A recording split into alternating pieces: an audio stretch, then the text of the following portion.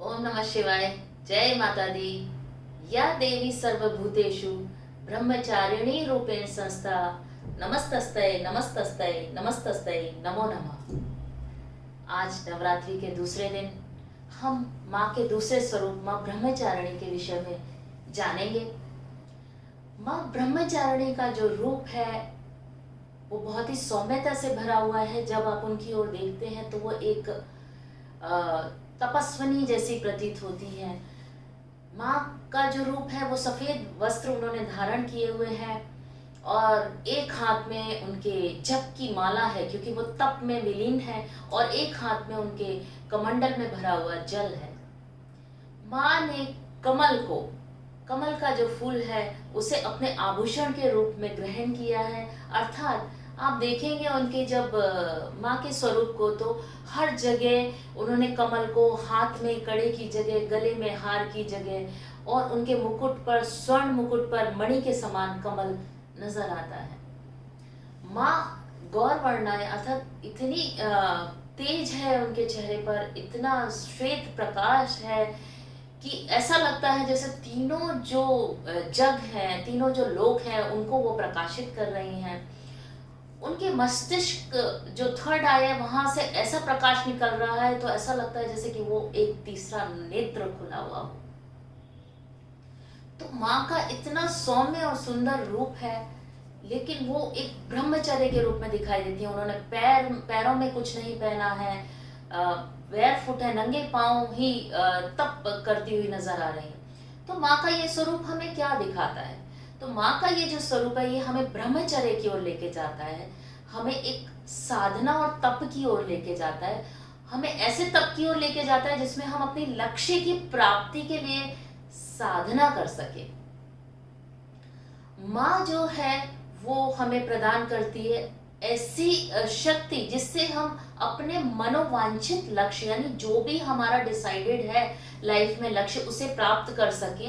अगर हम माँ ब्रह्मचारिणी की साधना करते हैं तो हम उस लक्ष्य को प्राप्त कर सकते हैं। माँ ने जब माँ का हम ये रूप देखते हैं तो ये भी उन्होंने रूप तब किया जब शिव को साधने के लिए, अर्थात शिव को पाने के लिए कहें या उनको साधने के लिए, जब उन्होंने घोर तप किया, उन्होंने साधना की, तब उनका ये रूप आया। अगर हम ब्रह्मचारिणी जो शब्द है उसको अगर हम दो भागों में विभक्त करते हैं, उसका संधि विच्छेद करते हैं, तो ब्रह्म का अर्थ ही होता है तप, और ब्रह्मचारिणी और चारिणी का अर्थ होता है आचरण करने वाली, अर्थात तप का आचरण करने वाली। और तप का मतलब होता है तपना। तपना क्या है कि किसी भी चीज को इतना ज्यादा आप अपने अंदर मर्ज कर लो कि तप जाओ और पूरी तरह उसके अंदर विलीन हो जाओ, या उसको अपने अंदर विलीन कर लो। तो माँ ब्रह्मचारिणी हमें सिखाती है कि हमें अपने जीवन में अगर कुछ प्राप्त करना है तो किस तरह से हम तप के द्वारा उस चीज को हम साध सकते हैं और प्राप्त कर सकते हैं। माँ ब्रह्मचारिणी जो है हमें प्रदान क्या करती हैं? अगर उनकी हम साधना करें तो उनसे हम मनोवांछित लक्ष्य तो प्राप्त कर सकते हैं, इसके साथ साथ हमारे अंदर एक प्रचुर शक्ति जो है वो आती है। माँ को जब हम देखते हैं तो वो बहुत ही शांत और एकदम स्टेबल नजर आती हैं, तो उनकी साधना से हमारे अंदर भी वो शांत चित्त और जो स्टेबिलिटी है वो आती है।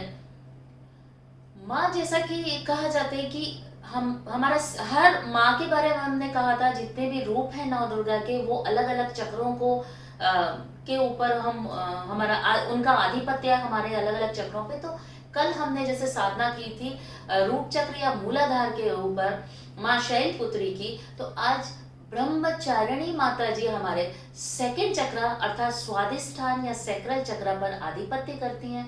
अर्थात अगर हम माँ ब्रह्मचारिणी की साधना करते हैं तो हम अपने सैक्रल चक्र को एक्टिवेट करते हैं। सैक्रल चक्र जो है वो कनेक्ट है हमारे रिप्रोडक्टिव ऑर्गन्स के साथ, हमारी क्रिएटिविटी के साथ, हमारे इमोशंस के साथ। तो जब हम इस चक्र को साध लेते हैं, अर्थात जब हमारी कुंडलिनी शक्ति ऊपर एराइज होती है मूलाधार से, जब स्वादिष्ठान चक्र की ओर बढ़ती है, तो यहाँ पर हम अपने अंदर क्या साधेंगे? अपने जो रिप्रोडक्टिव ऑर्गन्स हैं, जो हमारी डिजायर्स हैं, जो हमारी काम और वासना की डिजायर्स हैं जो शायद हमारी एनर्जी को ख़त्म भी करती हैं अगर हम उसको बहुत ही ज़्यादा गलत तरीके से लेके जाते हैं। तो उनके ऊपर कंट्रोल लाना, उन अंगों पे कंट्रोल लाना हम इनकी साधना के द्वारा सीख सकते हैं। जैसा कि ब्रह्मचारिणी के शब्द से ही हमें पता चलता है कि ब्रह्मचारिणी यानी ब्रह्मचर्य का पालन करना। ब्रह्मचर्य क्या है? ब्रह्मचर्य वही है कि आप अपने जो काम वासना के जो आपको एक आपकी एनर्जी को डिस्ट्रैक्ट कर देते हैं गोल को प्राप्त करने से, तो उनको साधने के लिए उन्हें कंट्रोल में रखना। क्योंकि आपके जितने भी अलग अलग द्वार हैं जहाँ से आपकी एनर्जी जो है रिलीज होती है, अगर आप उन्हें कंट्रोल में कर लेते हैं, कंट्रोल में रख लेते हैं, तो आप अपनी बहुत सारी ऊर्जा को अपने अंदर संचित कर सकते हैं और उस संचित ऊर्जा के द्वारा आप अपने हर काम को हासिल कर सकते हैं। माँ ब्रह्मचारिणी जो है वो मंगल ग्रह की आदित्य देवी हैं, यानी उनका आधिपत्य जो है वो मंगल ग्रह के ऊपर आता है। मंगल ग्रह को अंगारक भी माना गया है, अर्थात एकदम आग के समान जलता हुआ जिसे कहे, जिसके अंदर क्रोध भी बहुत है।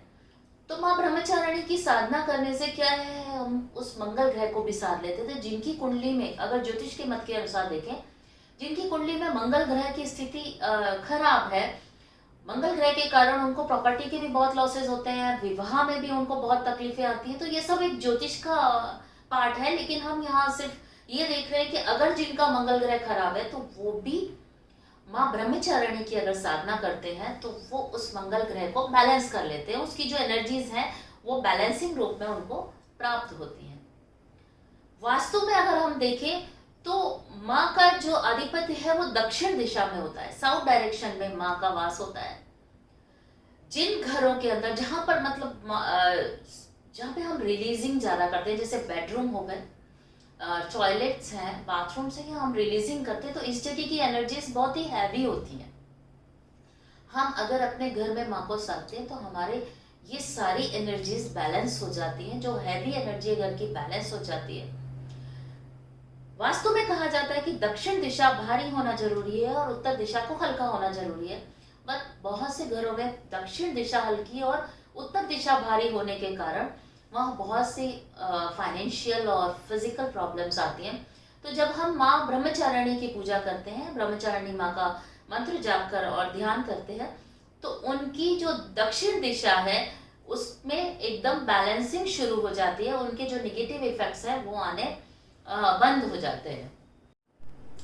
तो माँ ब्रह्मचारिणी दक्षिण दिशा का आधिपत्य तो करती है, लेकिन जैसा कि कहा गया है कि बुद्धि की कुशाग्रता को बढ़ाती हैं, जो मंद बुद्धि है उनको बुद्धि प्रदान करती हैं। तो बुद्धि की जो दिशा है वो है उत्तर पूर्व यानी ईशान्य।